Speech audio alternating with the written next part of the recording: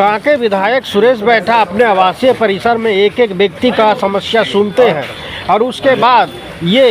प्रखंड कार्यालय भी जाते हैं और वहाँ अधिकारियों के साथ बैठक करके सारी चीज़ों की जानकारी लेते हैं और उनका कहना है कि किसी कीमत पे कोई भी जनता को परेशानी नहीं होनी चाहिए। हमरे तक शिकायत मिलेगा तो हम आपके ऊपर कार्रवाई करेंगे। परिसर में अधिकारियों के साथ बैठक हुई,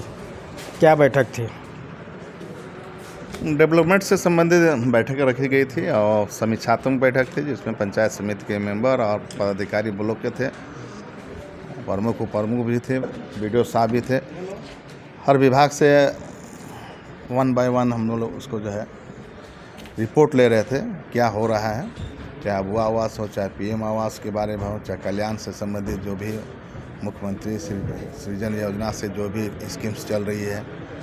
चाहे सावित्रीबाई फुले योजना, बिरसा हरित क्रांति से लेकर दीदी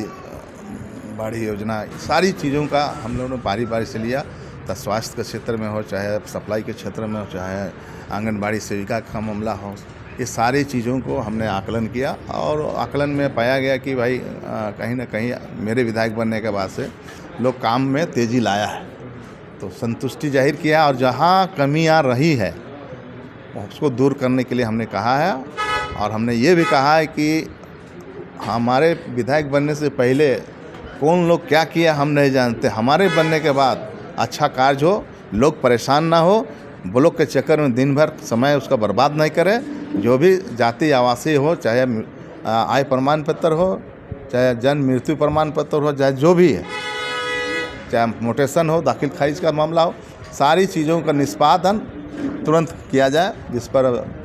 प्रभारी सीओ और बीडीओ स्वयं है विजय कुमार ने कहा सर शिकायत करने का मौका हम नहीं देंगे, हम त्वरित कार्रवाई करेंगे।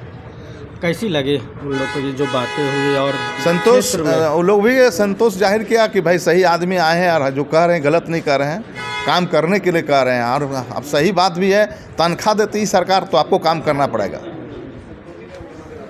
विधायक जी, एक शिकायत है, पंचायत भवन खुलती नहीं है, जन्म मृत्यु से संबंधित या छोटे छोटे काम जो होते हैं, छोटे नहीं बल्कि बोलिए काम की जो शुरुआत होते हैं वो रुक जाती है। और इस लेकर के मैंने वीडियो से भी संपर्क किया, ऑनलाइन मैंने बात भी किया। उनके द्वारा एक ही निर्देश दिया जाता है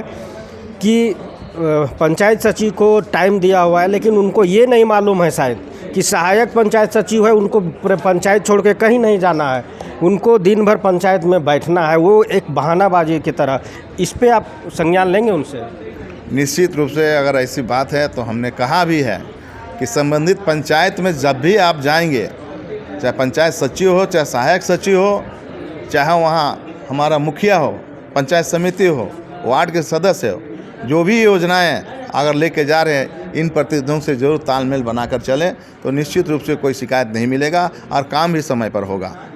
मैं बीडीओ साहब से अभी तुरंत बात करते हैं कि अगर पंचायत सचिव आपका पंचायत में नहीं पहुंचेगा तो उस पर कार्रवाई अब करेंगे। जब से सरकार बनी है दोबारे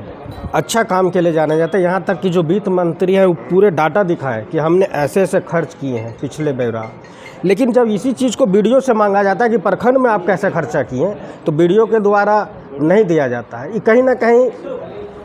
कुछ लगता है कि वीडियो को दाल में काला करने का वो प्रयास में है। आप इस पे कैसे संज्ञान लेंगे? देखिए, इस बात को हमने गौर कल किया था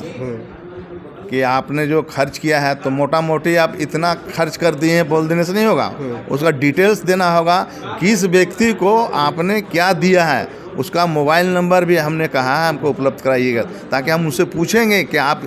स्कीम्स आपके नाम पर गया है तो मिला है कि नहीं मिला है। ये बात हमने कहा है और कहा कि हम उपलब्ध करा देंगे। ये थे हमारे साथ कांके विधायक सुरेश बैठा, जिन्होंने दिल्ली से लेकर के कल जो